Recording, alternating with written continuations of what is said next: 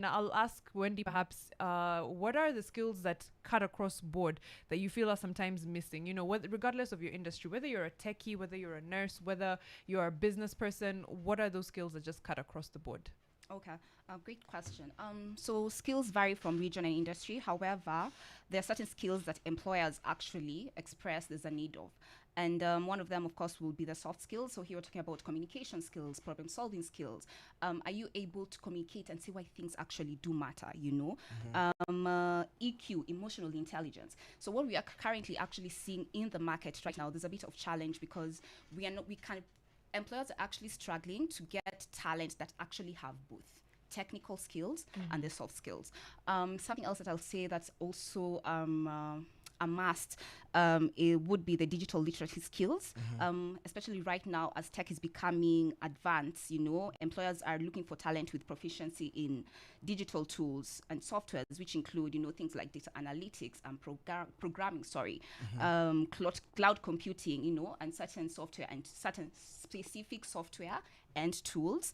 Other skills, I'll say probably project management skills. Are you able to, you know, plan? Are you able to organize? Are you able to execute? I'll also say sales, probably sales and marketing skills as well. Yeah, so those are a few of the skills that actually employers are looking out for talent right now. Umesema unapata kuna uwezo on one thing and on the other side it becomes a little bit difficult because sometimes you're really good at what you do technically, but of course emotionally you can't handle maybe pressure or something People like that. hate working with you. They're just like, they don't like you. Yeah, they don't like you. But of course, there's a skills gap in Africa, and I don't know how tech has come in the place of making sure that we get to bridge this skill gap.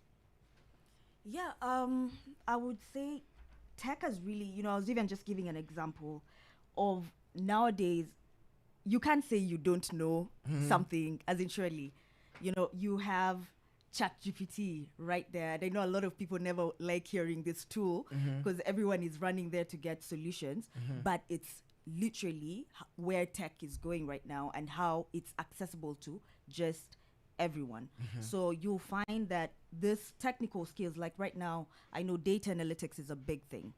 And one of the things that we're trying to teach with data analytics is you don't have to be technical. Like you said, you can be a nurse, a HR, doing the jobs that we're doing all here, and you're using those skills because data is everywhere. You're collecting information, knowing how to display it, knowing how to create a story based off the data you're creating to be able to reach anywhere. And these now skills cut across outside Kenya.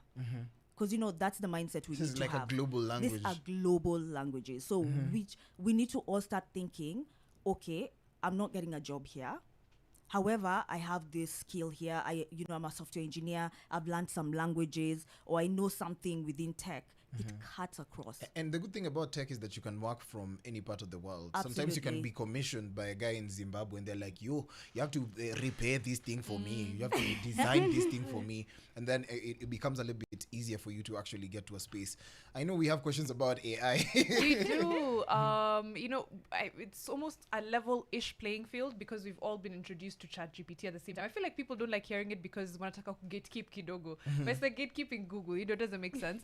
But now that it is here, there's still like internet access is still a hindrance, right? So as much as we've all gotten it at the same time, if there's a person using this statistic always blows my mind. Like a lot of Africa's young people are using 50 MBs a month. That's not sufficient for anything more than like a few searches here and there, right? So how does internet access hinder, you bridging this skill gap, and then how do we mitigate this, Wendy? Okay, again, good question. So I think with the internet access and it being a big hindrance, I think we should find other ways to be able to, mitigate this. And one of the ways I'll definitely say is offline learning resources. Are you able to offer downloadable educational resources like PDF and videos that can actually be accessed when you are offline, provide community kind of Wi-Fi spots in public areas, libraries, certain places in universities. I also think it's as simple as maybe when it comes to like content delivery. Right now, you can actually deliver content via an SMS, and this could be for, basic educational materials, since SMS, is widely used, or rather it's a widely used feature, basically. Where is Elon Musk with his satellites? What do they call Starlink. Starlink? Yeah, when you need him. Nangoja Starlink.